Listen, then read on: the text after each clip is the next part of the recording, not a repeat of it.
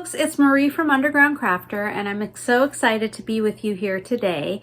Today we're going to be talking about Positive Psychology 101 for crocheters, 4 research-based ways to increase joy in your craft. As some of you know, in my day job, I'm a college professor, and one of the other professors that usually teaches a positive organizational behavior course, which is based on positive psychology, was on sabbatical this semester. So I'm teaching her course, and I really dove into positive psychology, and I realized there were so many things that can translate into crochet. So I'm going to share a bunch of those with you today. So first off, just to get started, what is positive psychology? Basically, it's the study of what makes life good and enjoyable. A lot of times as humans and in the social sciences, we tend to be looking at what's wrong, how do we fix it, how do we resolve something that's a problem. And positive psychology takes another approach where it's really looking at how do we build on what is good in our lives. And I don't know about you, but these past bunch of years have been a little bit stressful for me. So thinking about what's good in life and building on that and increasing my happiness and my joy, those are things that are really important. So why doing this in crochet? Well, your hobby should bring you joy, right? It shouldn't be all about stress. I mean, sometimes for sure, there's a fun stress, right, of tackling a difficult project or something, but ultimately we do hobbies because we want to have fun, right? So I'm just going to share, basically more ways to have fun. So these are all backed by research, and so these are 4 different ways that are rooted in positive psychology. So I'm going to start with the first one, which is called flow. And flow, I think, is the easiest one to understand. It's basically the idea that you get lost in something because, you're really enjoying it. It's like you're in the zone and everything else kind of disappears. You look up and, 2 hours pass. You're just so absorbed in it, right? And so everyone, I think, can kind of relate to that concept, and that's what flow is. So what can you do in terms of crocheting that actually increases your flow? Well, first of all, if you have clear feedback, meaning you can see every single stitch so you know how it's going, if you have the right balance of something challenging and your level of skill, and you're doing something repetitive, kind of a rhythmic movement, right? Which crochet usually is. All of those things together create flow. So in a way, crochet is really perfect for flow. So let's think about how could you have, more flow with your crochet. First of all, any kind of repetitive projects, these are sometimes called either mindful or mindless projects. But these are the types of projects where you're repeating the same set of stitches over and over, or where you're repeating the same rows over and over. And it's really easy to kind of get lost in there in your mind and just working through the project, kind of almost like memorizing what's next in the project. That is a really great way of building flow, but also things that are a manageable challenge. So if you're a beginner, probably not a super advanced pattern, right? That might be too difficult and challenging, and your mind won't be able to get you into the flow. But at the same time, a pattern that's too boring or too easy, sometimes for a more advanced crocheter, might actually break up the flow too. So it's finding that match between something that is the right level of challenge compared to the level of skill that you have already. Anytime the project is too hard or there's too many changes or too many interruptions, it's going to be really tough to get into the flow. So we're going to do a little flow check-in, okay? So I'd like you to take a moment, think about your current project. Now, if you're like me, you might have 10, 20, 100, who knows, for current projects going. So just pick one. So think about that current project for a moment, and kind of, if you're a visual person, you can visualize it in your mind. If you're not visual, you can maybe just go to the project or the project bag and touch it for a moment to just, get it all in your head. Does it challenge you at all? or just enough. So maybe you have to check the written pattern every few rows before you make a change, or there's some color changes, or maybe you're a beginner and it's that stitch that you feel really comfortable with. So that's the first question. What's the challenge level like? And does it feel right for where you are right now? The next question is, can you work on it for, a while, maybe 10, 20, 30 minutes without checking the pattern all the time? So maybe there's chunks or a piece where you need to make it a certain size or repeat the row a certain number of times. If it's that kind of pattern, it's probably conducive to flow. When you're working on it, do you sometimes lose track of time? Do you realize you may need to get up and stretch, or that it's time for dinner or lunch? If that's the case, it's probably a great project for flow. Let's say none of your projects that you currently have on the hook meet those requirements. How could you find a project that's perfect for flow? Well, you want to think about either making something that's more simple if it's too challenging for you and your level of where you're at right now with your crochet. This could also include your mental level. Like maybe you're really stressed out. Maybe you're an advanced crocheter, but you're under a lot of stress. So you want something that is a lower skill level than where you're at in terms of your crochet skills. That's okay too, and that'll help out with flow. So yeah, basically to get in flow, you want to find a project that is the right balance of how much skills that you have and kind of mentally how much space you have in your mind currently to focus on the project. So if it feels too challenging, you want to go down to a project that's a little bit simpler.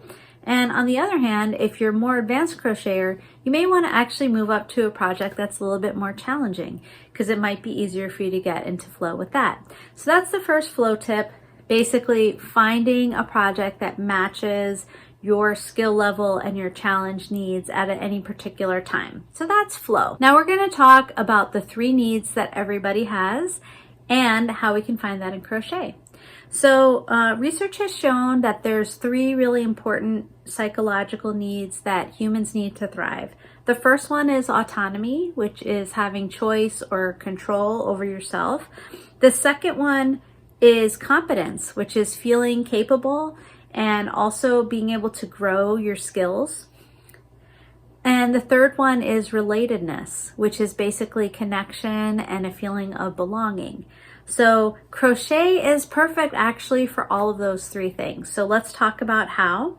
So in terms of choice and autonomy, you have all the choice in your projects. You can decide what you want to crochet, what kind of yarn you want to use. You can modify the project to suit you, right? So you may change something from the original pattern or from wherever you saw the design. Basically, you get to decide which rules you want to follow and which rules you want to break when you're making a crochet project. So you might decide to use a simpler stitch, a different kind of yarn, a different kind of hook.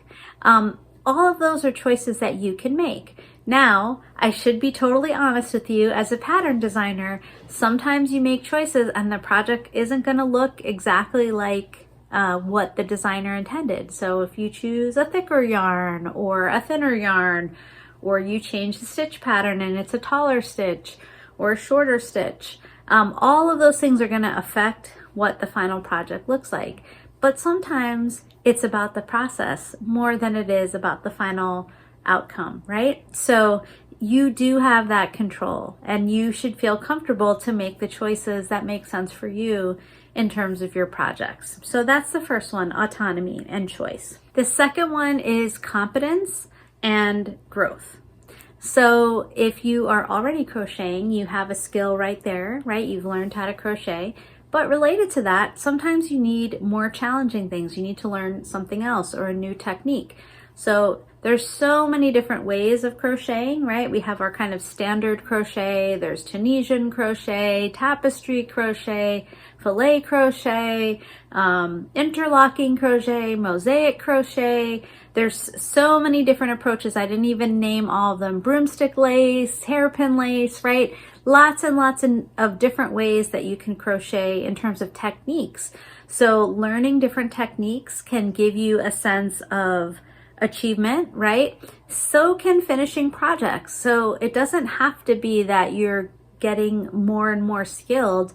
It might be that each project that you finish gives you that sense of competence because you were able to do it. But it could also be that you're challenging yourself to learn new crochet skills.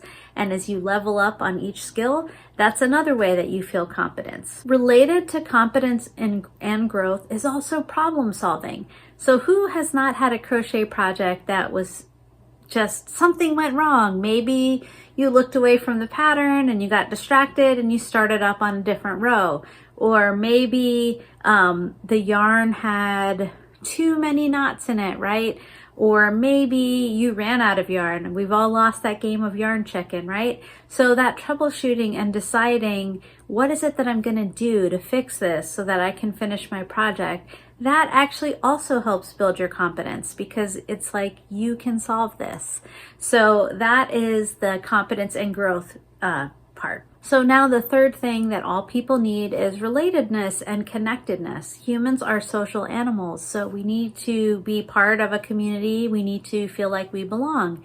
And crochet helps us do that in a lot of ways. So first of all, we have a shared language, right? You may have heard things like off the hook, right? OTH, meaning a project that somebody just finished. It's fresh off the hooks. Or you might have heard about frogging, right? Which is when you rip it all the way back, right? With your project that you had to unravel. You might have heard about whips, works in progress. So there's so many different words that crocheters share online, right? And you've heard probably jokes about hookers and I have my 9mm and all that kind of stuff, which are jokes related to crochet hooks and things like that. So that shared language is a way that we can belong. Another thing is just getting mutual support and encouragement. So whether you're on Ravelry or in Facebook groups where you can share your projects and people can comment on them and say what they like about them and give you positive feedback. All of that helps to build connectedness. You can also just feel seen and understood. Sometimes I get emails from folks and, nobody that they know in real life crochets, so they don't really get too excited when they accomplish something like we were just talking about before. But your online crochet friends, they might get it, right? Or your friends at the yarn shop. So sharing with them things that, they understand, it helps you to feel seen and to feel understood and more connected. Now, of course, if you followed me for a while, I do tons of crochet alongs throughout the year. There's usually constantly one running all year long. And that's another way to feel connected. You're working on the same projects as somebody else. You're sharing your work with them. And also you're getting that positive feedback.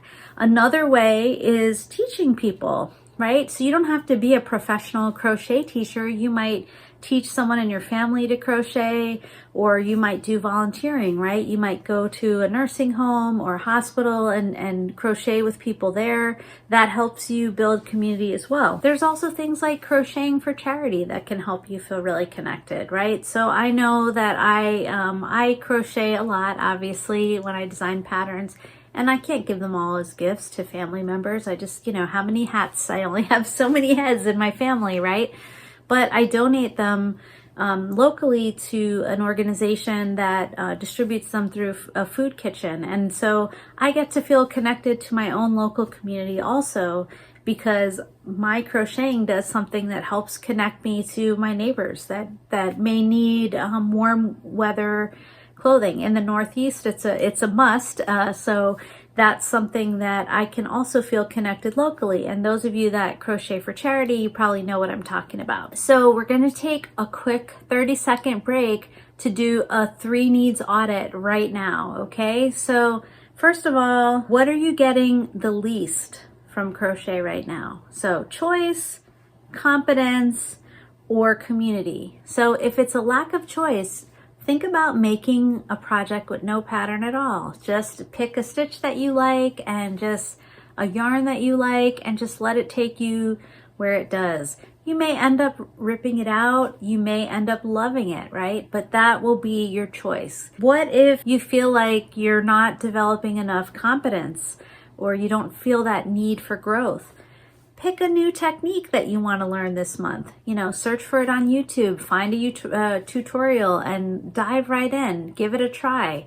And like I said, there's so many different techniques that might make sense for you to learn that you maybe don't already know. What about connection and belonging? Are you feeling like you're not getting enough of that from your crocheting? Check out crochet alongs. Find one online that you can join in, or even see if there's a yarn shop in your community where they have like a stitch night or something that you can join in as well. So if you're always looking for ways to build in choice, growth, and connection, you'll get all of your human needs met while crocheting. So this next one is somewhat related to competence that we talked about before, and this is something called a growth mindset. You may have heard about this before. It's basically about learning from mistakes and feeling like when things don't go your way, there's a positive outcome to it.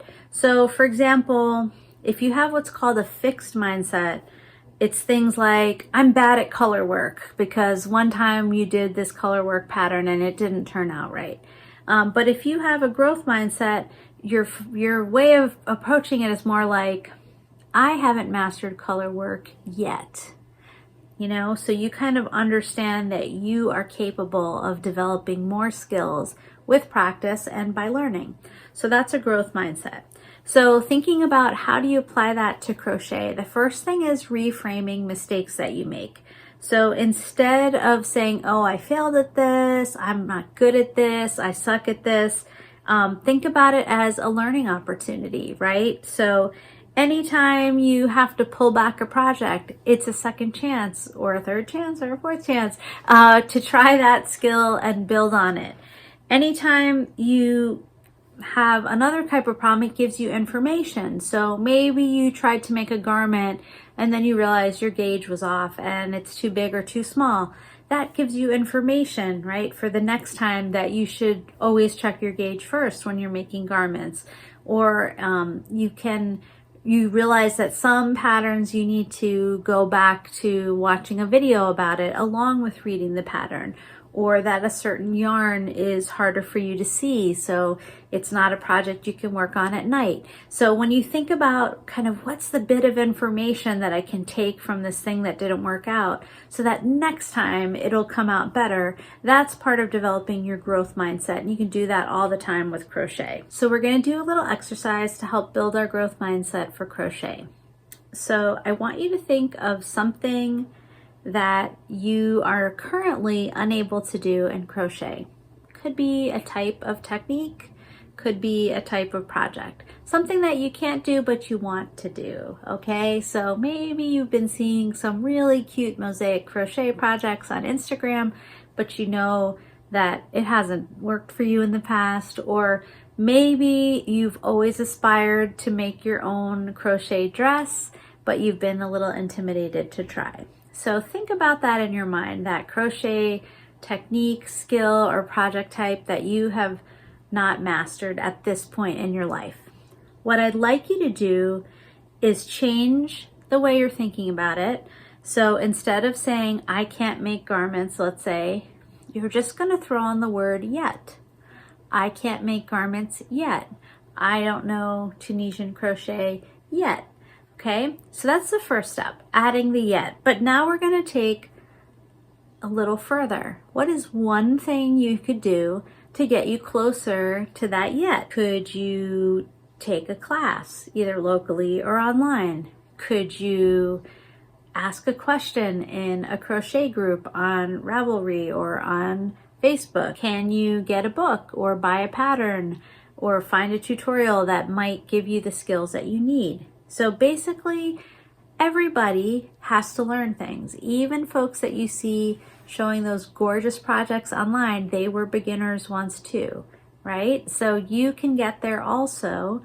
So try to think of adding that yet to help you reframe to a growth mindset, and then think of one step you can take that'll get you closer to being able to achieve that crochet goal. So our last tip from positive psychology is about self-compassion, and that's about being kind to yourself. It's treating yourself like you would treat a friend, somebody that you care about and love, okay? So there's 3 pieces to it. The first one is kindness to yourself, so not giving harsh criticisms to yourself. The second one is understanding that everybody struggles, including you, so common humanity. And then the third one is mindfulness, so noticing something but without judging it. So many times I hear crocheters with really negative self-talk. This was especially true when I used to teach all the time. People would say things like, oh, I can never do this again, or they would show you this gorgeous project and the first thing they would do is point out a mistake that nobody would have been able to see otherwise. And they would say, oh, I ruined it. I didn't do it right. Or you hear people saying, I'm so slow. I can't finish anything. I wasted so much time and money on a certain project. So people being just really hard on themselves for, what's supposed to be a fun hobby, right? So let's try to reframe those things. As I said, if a really good friend of yours was really being down on themselves, you wouldn't be like, yeah, you ruined that project, right? You would say something kind to them. So change that to direct it towards yourself. So for example, you could say to myself, I learned a lot from this project. I learned that I don't enjoy this type of project, or I don't enjoy this particular yarn.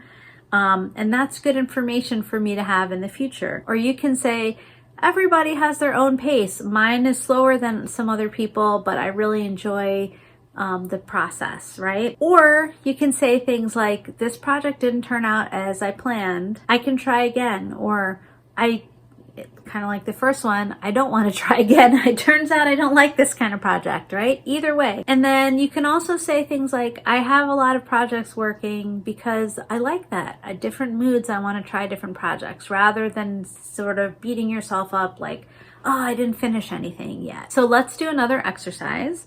For this one, I want you to treat yourself like a friend, okay? So I want you to think of a project that you are currently working on, or that you worked on recently that was frustrating to you. What would you say to your friend if they had the same situation? But now turn that towards yourself, okay? So put your hand on your heart, take a breath, say, this is hard, this project, but it's okay, right? And think about what it is that will make it better. Will it be knowing that you learned something?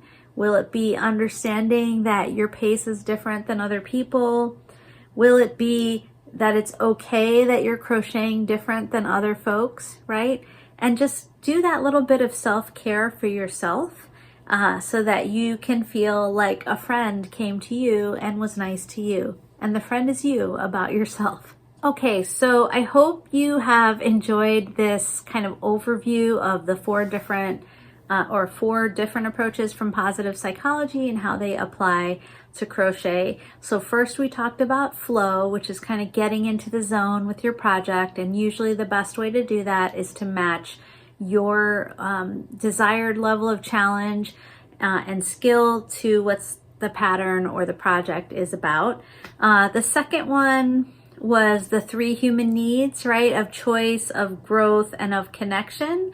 And so finding projects that you want to make and making them in the way you want to make them, developing competence through finishing projects and learning new things, and building connection either with other people that crochet online or virtually, or within your own community through charity, or through, now there's a lot with protest hats, right? Anything that works for you to build community.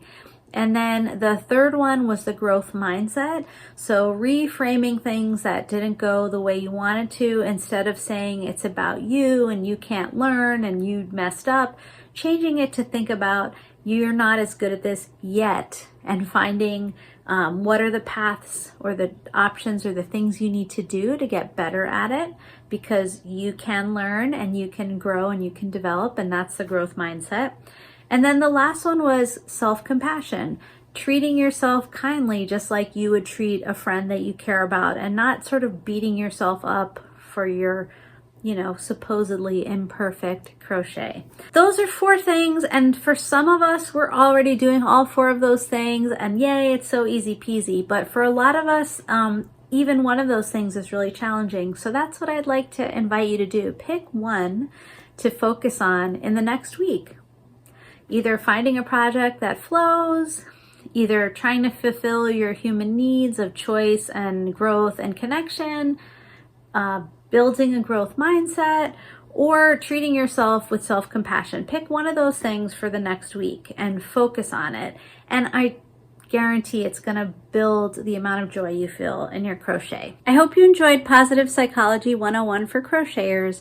And if you did, I want to let you know about a special freebie I put together just for folks attending this summit. It's called 365 Days of Intention, and it's a guide to working year-long tracking projects. So you may have heard about things like mood blankets or temperature projects, which are based on tracking different things about yourself or about the world throughout the year by crocheting a little bit every day.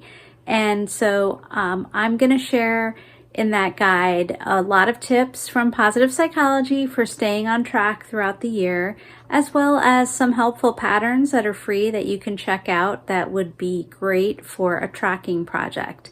You will also get signed up for my newsletter, which is includes for everybody that subscribes to it one free PDF of your choice from my pattern library and Ravelry. I have 500 or so plus patterns, so there's plenty to choose from. And it also includes a 75% discount on my patterns going forward. So one freebie and then a 75% discount as long as you're subscribed. So if you want to sign up, you're welcome to do that, and I will share the link and you can do that. So I hope to see you on my newsletter in the near future, and I hope you enjoyed this workshop. Have a wonderful day.